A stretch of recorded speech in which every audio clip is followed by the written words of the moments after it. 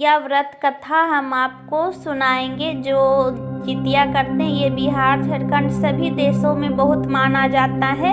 तो ये कथा सुन के अपने अपने जितिया को सफल कर सकते हैं। तो आइए चलिए हम ये कथा सुनाते हैं आपको।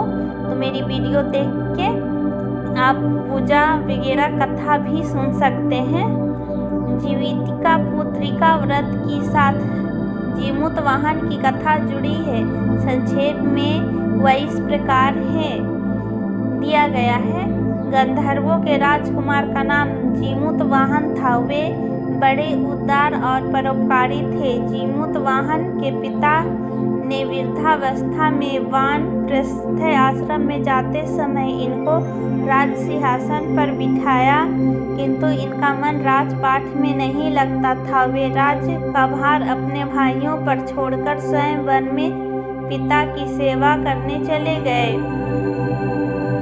वहीं पर उनका मलयवती नामक राजकन्या से विवाह हो गया। एक दिन जब वन में भ्रमण करते हुए जीमूत वाहन काफी आगे चले गए, तब उन्हें एक वृद्धा विलाप करते हुए दिखी। इनके पूछने पर वृद्धा ने रोते हुए बताया, मैं नागवंश की स्त्री हूँ। मुझे एक ही पुत्र है। पंछी राज गरुड़ के सक्षम नागों ने उन्हें प्रतिदिन भक्षण हेतु एक नाग सौंपने की प्रतिज्ञा की हुई है। आज मेरे पुत्र शंखचूड की बलि का दिन है। जीमूत वाहन ने वृद्धा को आश्रित करते हुए कहा, डरो मत, मैं तुम्हारे पुत्र के प्राणों की रक्षा करूंगा। आज उनके बजाय मैं स्वयं अपने आप को उसके लाल कपड़े में ढककर वर्धशिला पर लेटूंगा। इतना कहकर जीमूत वाहन ने शंखचूड के हाथ में लाल कपड़ा ले लिया और वे उसे लपेटकर गरुड़ को बलि देने के लिए चुनी गई वर्धशिला पर लेट गए। नियमित समय पर गरुड़ बड़े वेग से आए और वे लाल कपड़े में ढके जीमूत वाहन को पंजे में दबोचकर पहाड़ के शिखर पर जाकर बैठ गए। अपने चुंगल में गिरफ्तार प्राणी की आंखों में आंसू और मुंह से आह निकलता न देखकर गरुड़ जी बड़े आश्चर्य में पड़ गए।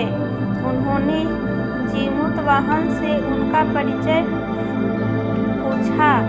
जीमूत वाहन ने सारा किस्सा का सुनाया। गरुड़ जी उनकी बहादुरी और दूसरे की प्राण रक्षा करने में स्वयं का बलिदान देने की हिम्मत से बहुत प्रभावित हुए। प्रसन्न होकर गरुड़ जी ने उनको जीवन दान दे दिया तथा नागों की बलि न लेने का वरदान भी दे दिया। इस प्रकार जीमूत वाहन के अदम्य साहस से नाग जाति की रक्षा हुई और तब से पुत्र की सुरक्षा हेतु जीमूत वाहन की पूजा की प्रथा शुरू हो गई। आश्विन कृष्ण अष्टमी के प्रदोषकाल में पुत्रवती महिलाएं जीमूत वाहन की पूजा करती हैं। कैलाश पर्वत पर भगवान शंकर माता पार्वती को कथा सुनाते हुए कहते हैं कि आश्विन कृष्ण अष्टमी के दिन उपवास रखकर जो स्त्री सांझ प्रदोषकाल में जीमूत वाहन की पूजा करती है तथा कथा सुनने के बाद आश्चर्य को दक्षिणा देती है, वह पुत्र पौत्रों का पूर्ण सुख प्राप्त करती है। व्रत का पारण दूसरे दिन अष्टमी तिथि की समाप्ति के पश्चात किया गया है। यह व्रत अपने नाम के अनुरूप फल देने वाला है। तो ये कथा सुन के आप की पूजा सफल होगी। और न्यू है चैनल में तो सब्सक्राइब कर दीजिएगा और पसंद आए तो लाइक कर दीजिएगा।